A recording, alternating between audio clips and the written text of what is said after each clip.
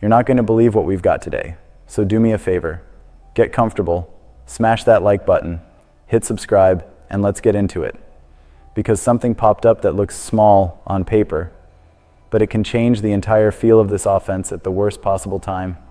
And when you connect that to who's lining up across from us this weekend, yeah, it gets real, fast. Then there's a name on our defense that's being treated like an afterthought, even though the tape says the opposite.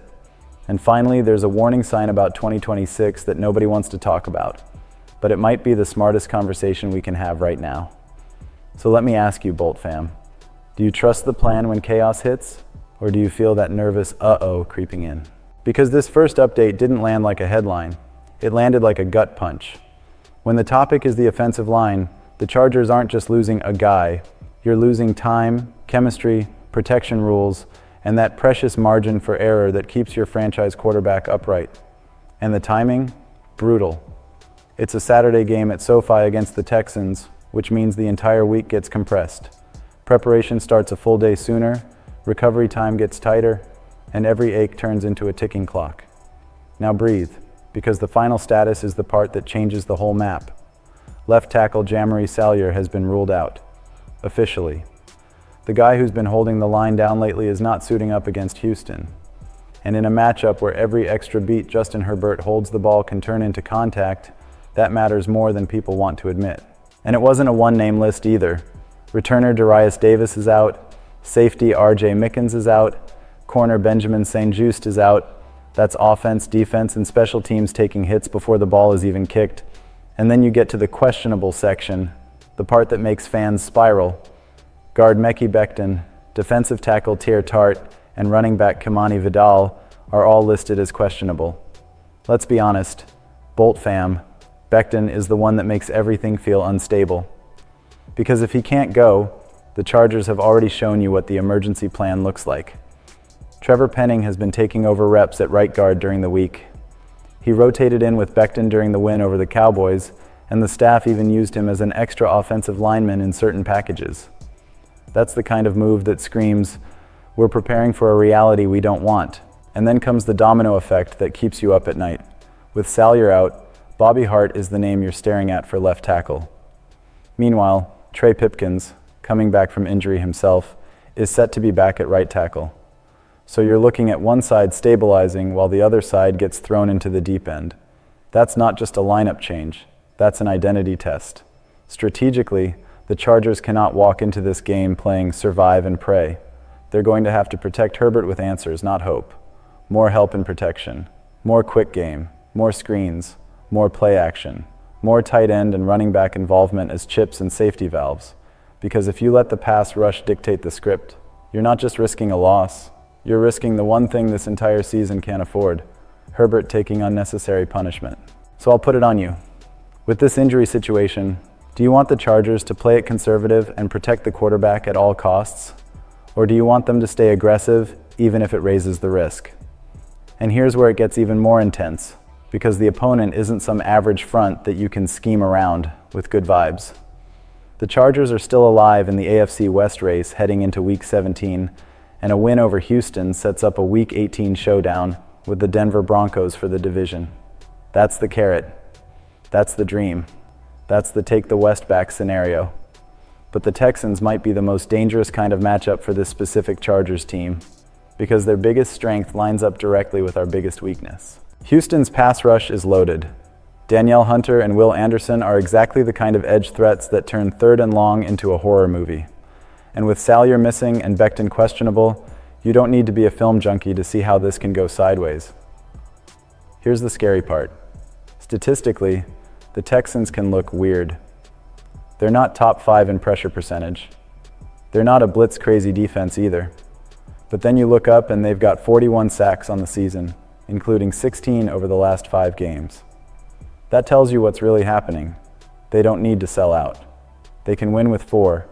They can let their stars wreck your protection without giving you easy tells. Now put that next to the Chargers' reality. Los Angeles has allowed 51 sacks this season, the 4th most in the NFL. That's not a small problem. That's a season-long flashing light. And the only reason it hasn't sunk everything is because Justin Herbert has been Superman through it. even with the hand issue hanging over him. Yes, the broken hand from Week 13 against the Raiders.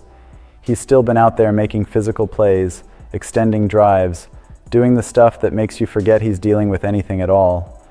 But that doesn't mean the risk disappears. It means he's tougher than the risk.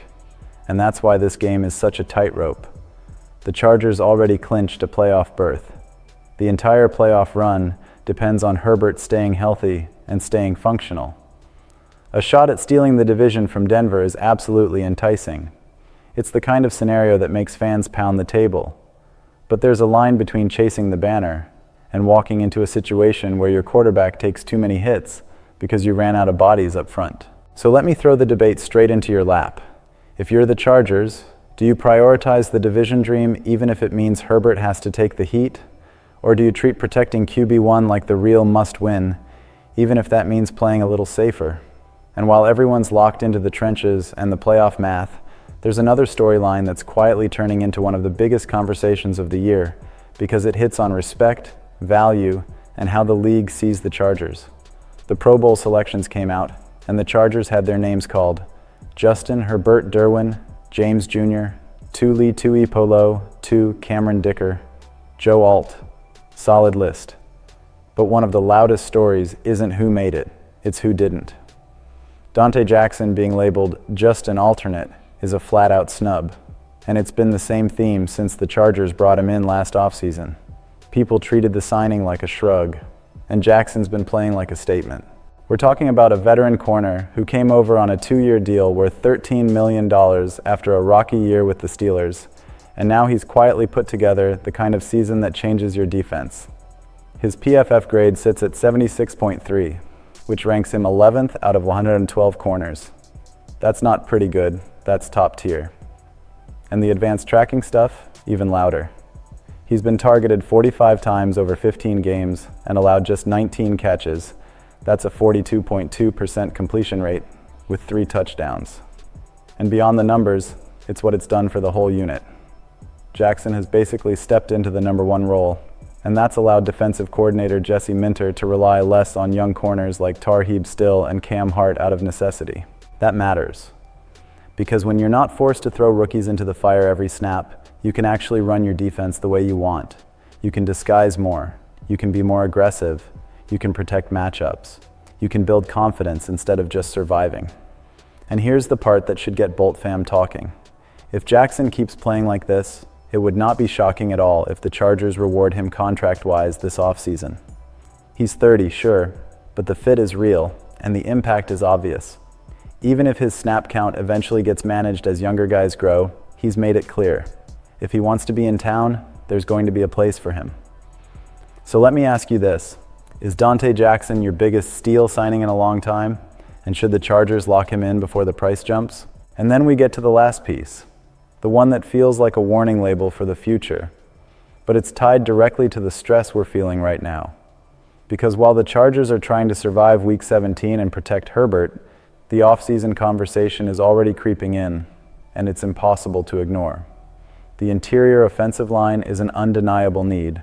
And yes, Mekhi Becton sits right in the middle of that discussion. The Chargers signed him to a 2-year, $20 million deal, and the reality has been messy. Injuries, inconsistency, and performance that hasn't matched what the team needed. According to PFF, his protection grade has been among the worst at the position, including a pass blocking number sitting around 44. That's the kind of figure that makes a front office start staring at options. And it's not just Becton. Center Bradley Bozeman has also been lumped into the struggling category. Meanwhile, left guard Zion Johnson has had a solid year, and that contrast makes the weak points even more obvious. So here's where it gets spicy. One PFF mock draft for 2026 has the Chargers taking Francis Mauigoa out of Miami with the 26th overall pick.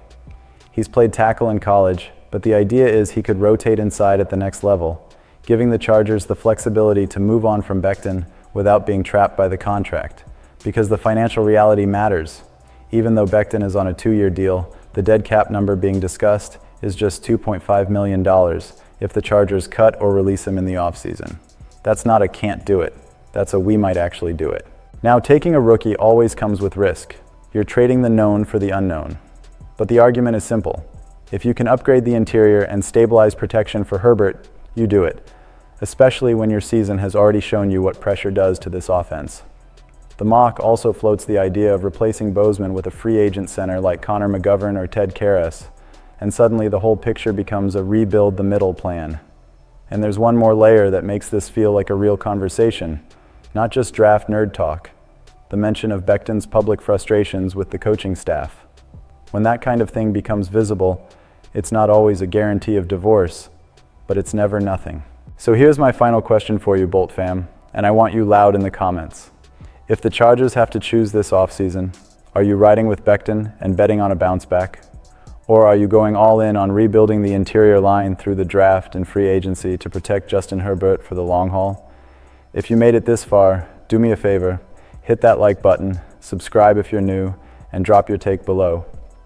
With Salyer out and the Texans' pass rush coming, do you want a conservative protection-first game plan? Or do you want the Chargers to swing for the division even if it gets messy? And on the bigger picture, is Dante Jackson a must extend, and is the interior O-line the #1 priority for 2026? I'm reading every comment, because this is the kind of week where one decision can change everything.